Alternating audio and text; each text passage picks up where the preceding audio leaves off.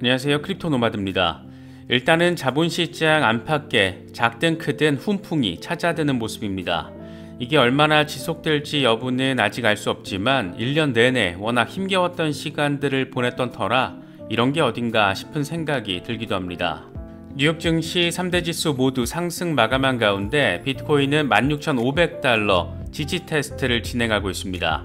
이대로 17,000달러 위까지 잘 올라서 준다라면 추가적인 반등세 노려볼 수도 있는데, 긍정적인 기대감을 주는 소식들, 부정적인 우려를 안기는 소식들이 얽혀 있어서 어디로 방향성을 세우게 될지 예단하기는 어려운 상황으로 보입니다. 이번에 증시에 훈풍을 불어넣고 나름 비트코인이 버틸 수 있는 힘이 돼주고 있는 것은 미국 연준의 11월 FOMC 회의록이었습니다. 핵심은 FOMC 소속 연준 위원들 가운데 과반 정도에 해당하는 상당수가 금리 인상 속도를 늦추는 것을 지지했다라는 겁니다.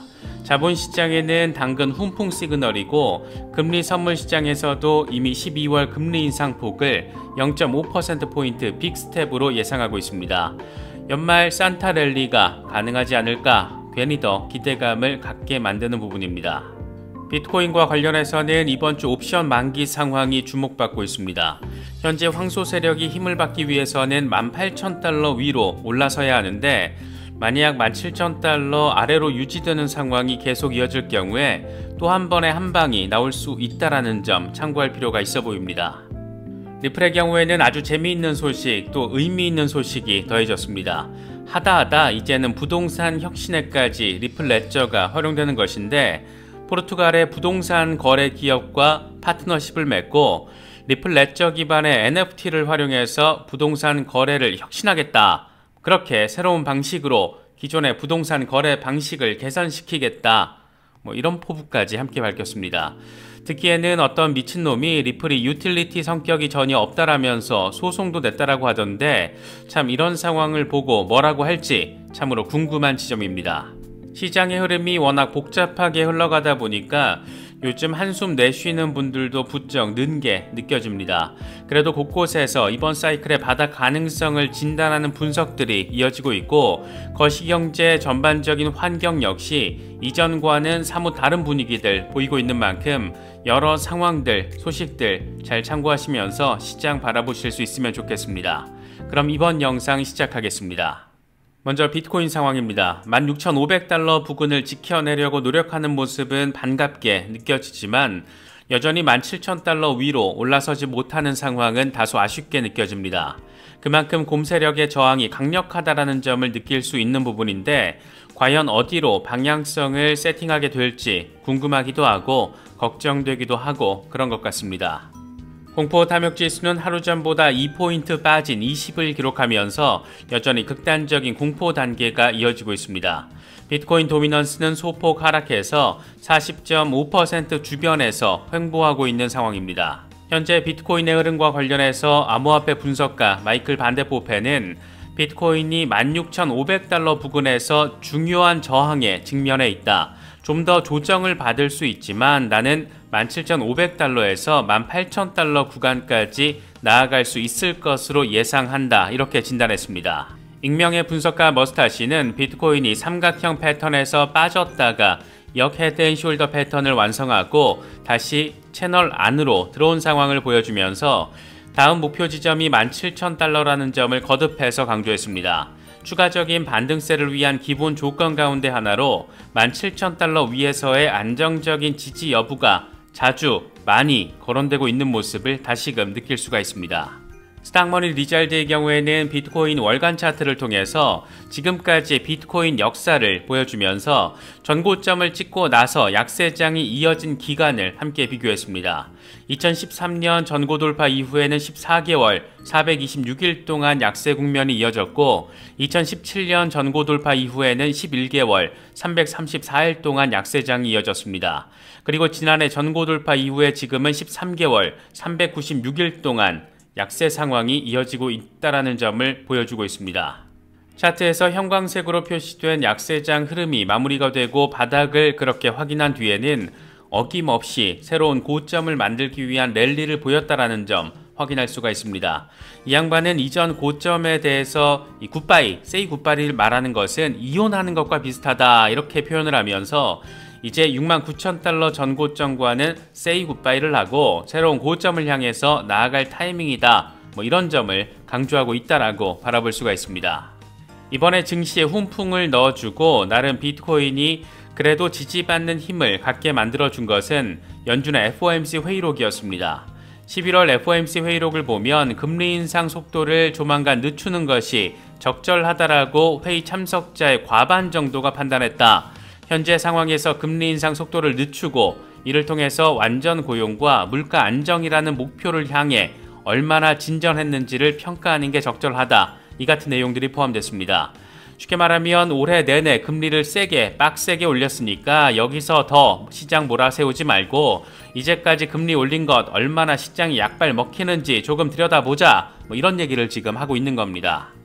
이번 의사록에서 재미있는 표현 하나가 관심을 받고 있는데 의사록은 다양한 위원들이 최종금리가 예상보다 더 높아질 수 있다라고 결론을 내렸다 이렇게 표현하고 있는 부분입니다. 여기서 다양한 various라는 표현은 기존 의사록에서 흔하게 등장하는 표현이 아니라고 합니다. 이와 관련해서 연준 이코노미스트 출신의 앨런 미드는 다양한 이 various라는 표현은 잘 쓰지 않는데 이건 애매모호한 상황을 대변하는 것이다 이렇게 설명을 했습니다. 상당히 두루뭉술하게 상황을 그러니까 지금 상황을 표현한 것으로 바라볼 수가 있는데 기존의 매파, 비둘기파 이런 구분 없이 여러 다양한 인사들이 복합적인 목소리를 낸 것 아닌가 뭐 그런 생각이 들기도 합니다. 또 한 가지 체크포인트는 이번에 연준의 스텝 이코노미스트들이 위원들에게 금리 인상 시작 이후 처음으로 내년 경기 침체 가능성을 경고한 부분입니다. 연준의 이코노미스트들은 내년에 경기 침체가 있을 가능성을 50%다 이렇게 의견을 전달했다라고 하는데 이 같은 경고는 3월 금리 인상 시작 이후에 처음 나온 겁니다.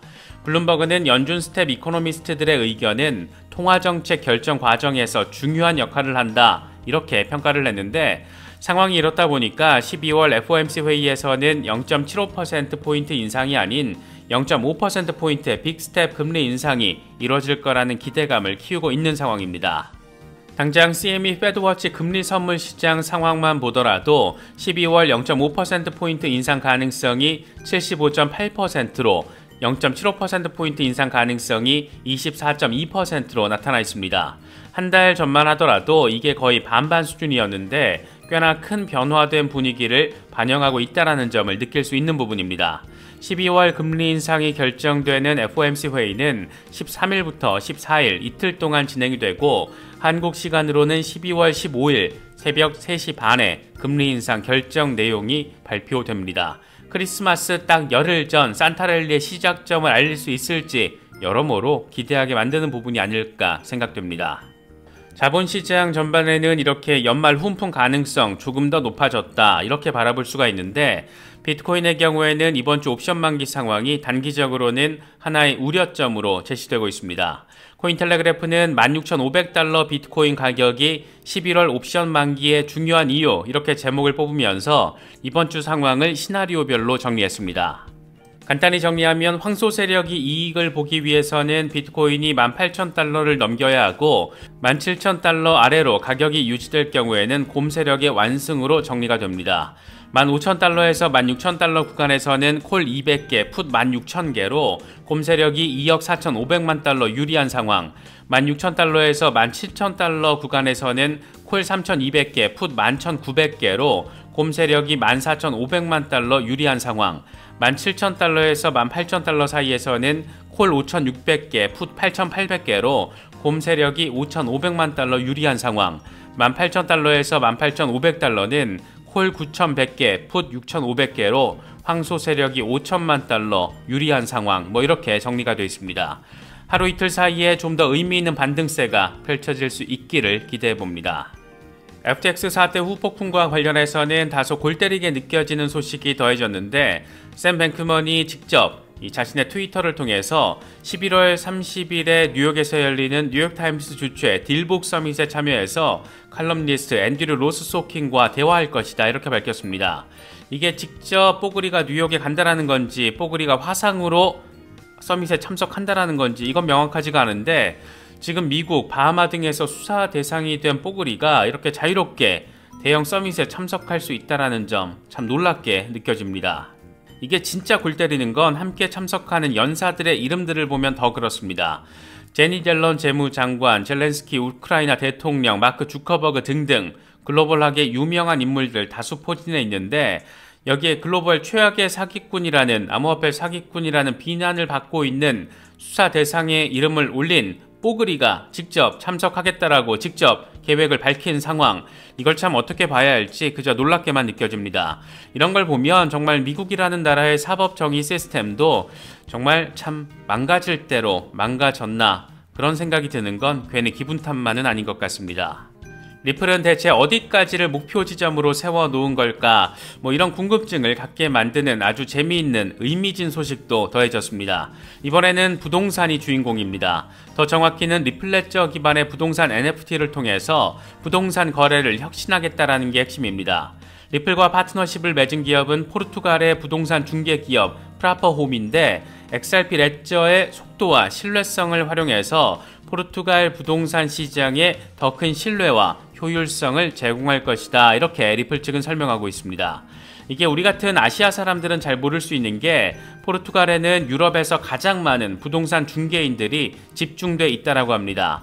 부동산을 NFT화 시켜서 확실하게 보증도 하고 동시에 거래도 간소화하겠다라는 건데, 아주 생각하면 생각할수록 신박하고 동시에 혁신적인 아이디어가 아닐까 생각됩니다.